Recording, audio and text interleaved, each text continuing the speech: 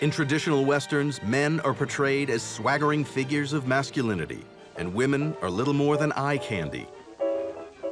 But 14-year-old Maddie Ross, the heroine of True Grit, is a world away from this stereotypical Hollywood image.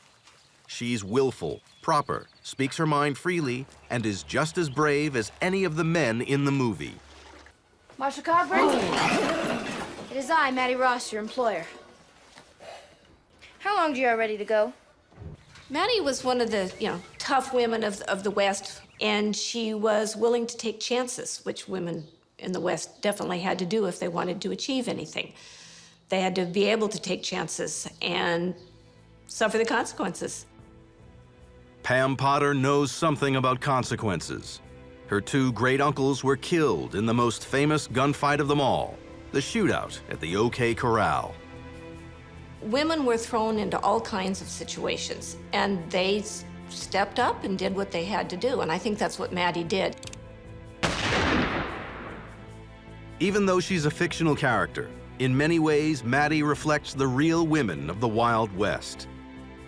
I think when you look at women in the West, you can see an acceptance for women outside of the traditional roles of women that didn't occur in other places in the country. Women who needed that or wanted that many times turned to the West. But life for a woman in the Wild West was not for the faint of heart. To survive, you had to be tough, resourceful, and you couldn't scare easily.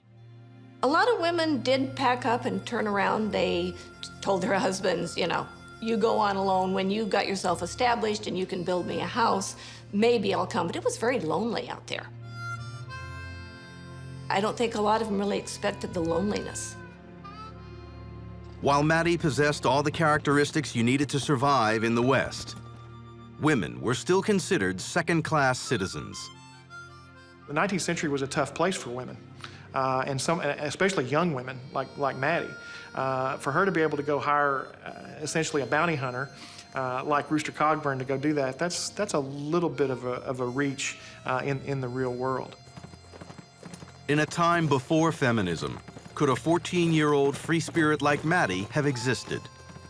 A girl from a good family would not be doing what she was doing. It just was not done for a 14-year-old girl who would have been considered sexually mature to be running around with two unmarried men.